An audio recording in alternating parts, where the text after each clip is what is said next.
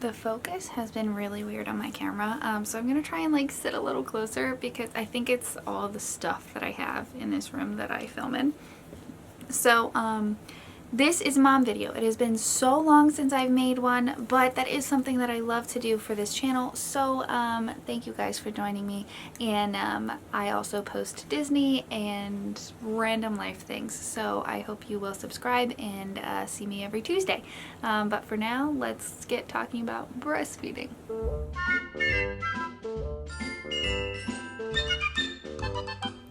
Okay, so in case you can't tell by the title, this is a very, like, it's going to be in-depth, not too personal, but definitely TMI kind of information at times. So if you're here because you want to learn more about breastfeeding, you came to the right place. If you're here because you know me, maybe you don't want to be here. Anyways, so I just want to start with one of the hardest things about breastfeeding is just feeling like yourself. So I, like, postpartum hit me pretty hard, right? And I feel like breastfeeding kind of added to it and made me feel like a thing, you know what I mean? Like I was just a thing for my child to survive off of, you know what I mean? And I'm gonna say that a lot because I'm talking personal life here, but also I feel like I'm whispering. My child is also napping in the room next to me, so that could be why. But I don't want to discourage anyone from doing it. It is a beautiful thing, but honestly, like, I didn't really care for it. I didn't feel like it was an extra intense, like, divine thing that I was doing. Like, some people describe it as so miraculous, that, and the connection that you feel with your child, and yeah, it's there, but I the way that I hear most women describe it, like, I didn't feel it at that level. Again, I don't want to discourage anyone. It was a great thing, super convenient, and like, it was nice to just be able to feed my child anytime, anywhere, without worrying about what we had on us, because I always had it on us. But I really did struggle for a long time. I also said that postpartum hit at the same time as seasonal depression era, so we're real cold and locked in the house, and we had gotten COVID too, so we were literally locked in the house, and it was just a lot for us to deal with and handle, and the waking up and having to be up every couple hours and all that kind of thing. It's a lot. So that I just want to start off with anyone who's going to breastfeed. Props to you. Props to you. It is hard, but it is worth it. It is great. It is convenient, and it was nice to have that with my son, you know, like, speaking of whom. So I just want to start off with that, with if you're struggling breastfeeding right now, not because you're actually struggling to breastfeed, but you're struggling mentally because you're breastfeeding, you're not alone. I get you. I was there, right in the thick of it, and it was a lot. It was difficult, but you can power through. Things do get better. You get into the hang of things. It becomes easier, more fluid, and everything. Okay, so here's where we get into the details of things. One of your breasts can, like, you can have a slacker boob, right? Like, it's how it is. Like, I kind of went back and forth a little bit, and at the end of it, I was breastfeeding off of just one boob for like a month before my son was done breastfeeding. You know what I mean? Like, my one boob just gave up. Like, it was no, I'm out, I'm done. So again, super detailed. I'm so sorry, but I think these kinds of things are helpful because they're just these weird random things that are happening, and you're like, is this normal? Like, I didn't know this was a thing. And obviously, as a first-time mom, when you're first breastfeeding, or breastfeeding for the first time ever, you're going to figure out things on your own. You're going to realize things on your own that are different and weird, but normal, you know? It doesn't hurt as much as I was warned it hurt. I think you just don't overdo it. Just make sure you're timing correctly. Just kind of go with what you feel. We were timing for the first like 6 months, I want to say, before we started mixing in a lot of solids and stuff like that, so that we were making sure that he was getting the right amount of stuff every day, you know. But after that, it became super simple, where it was like, oh yeah, like he eats like 3 times a day, so like sometime after lunch he'll get a little bit more before he goes to sleep. And then, which was super convenient in that sense, because he would just fall asleep at the boob and nap time, done, boom, great. And at night, for the longest time, it was breastfeed, knock them out, and we're good. So that was really convenient again. But yeah, once you kind of just like learn, get into the flow of things, you kind of just learn what your body is feeling, you know, and the timings fluctuate. And towards the end, the last few months, it was like, oh, 5 minutes a day. Oh, we didn't even breastfeed yesterday, but like 5 minutes a day. One tip I do have for you, even our nurses at the hospital were warning us, like, we wanted to pump and do bottle feeds at night, which they discouraged us from, because they were like, oh, she's gonna have to get up and pump anyways, because like it's gonna hurt and everything. At first, maybe you might have to pump if you're not the one feeding them, if you're giving them a bottle, but not really. So obviously every woman's different, but I'm here to tell you that might not be the case, and you can kind of like go a while. Obviously when you're feeding them every 2 hours, you're producing like a lot, so you're gonna want to get it out, obviously. But the thing is, when they're you could go like, say they're eating every 2 hours. If you feed them a bottle, then okay, then I'm going to skip that 2 hour window, and I'm not going to need to pump. And the next one, okay, feed, boom, done, there. So it's not like, it's not super inconvenient, you know what I mean? Whereas like, when I would go to work, I would start working full time. I was working a few times a week. I would pump twice during the day at first, and then once during the day. So I was gone 8 hours, and my son was still eating every 3 to 4 hours. So I guess that makes sense. But later on, I didn't even have to pump at work. I could go for 8 hours, and then by the time I got home, I'd feed him, and I might have to pump the other one.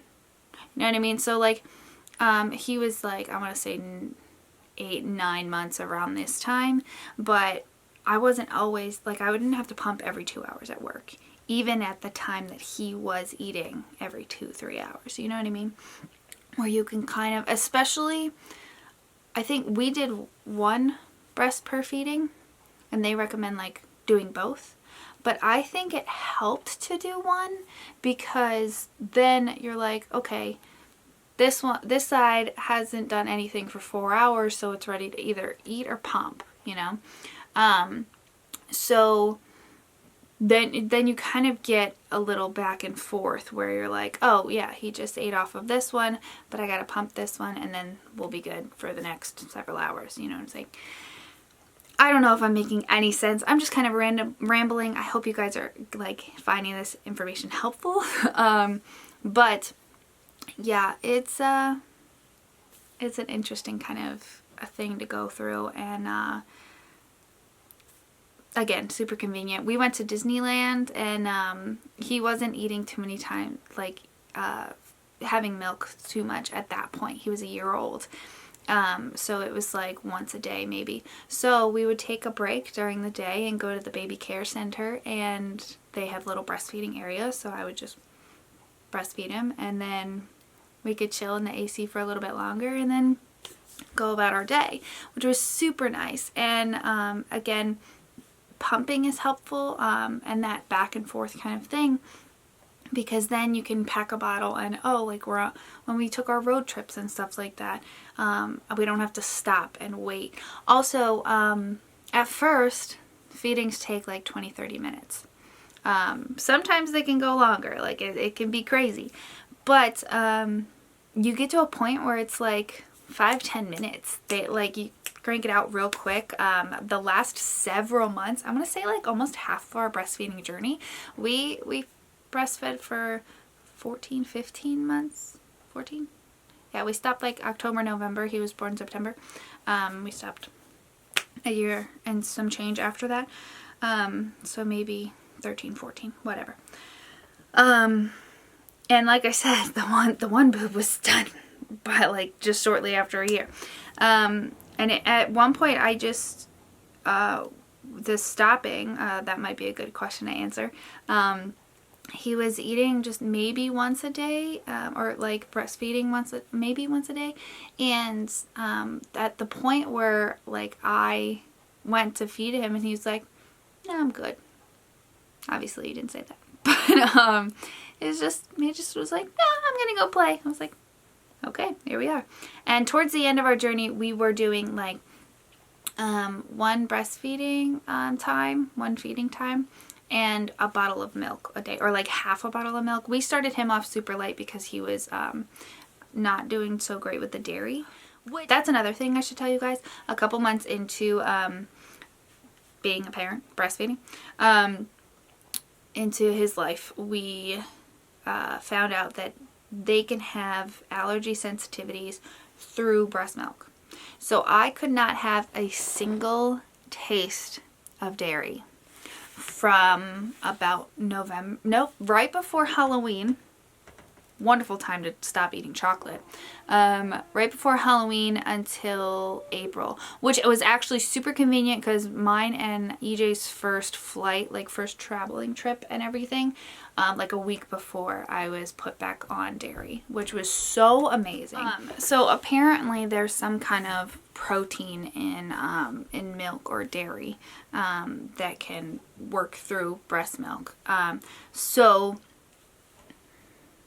I couldn't have any dairy at all. And then because my body works through it and EJ was starting to eat things like yogurt and trying out, we started out with like yogurt bites, like quick little like, okay, like see how he does with like straight dairy himself, stuff like that. And then Doc gave us the A-OK to put me back on and then slowly introduce him like cheeses and yogurts and stuff like that, right?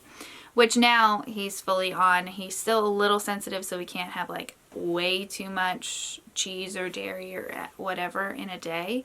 But like he has a yogurt a morning and has some cheeses and mac and cheese or whatever throughout the day, you know what I mean? So also, baby allergies don't always last, which is one thing that doctors told us. So if you're struggling with that right now, power through. I powered through, November, December, yeah, holiday season, January, February, March into April. So like a little over 5 months, close to 6 months of no dairy, and it was rough. But there are a lot of snacks out there that you can figure out. I'm getting carried away.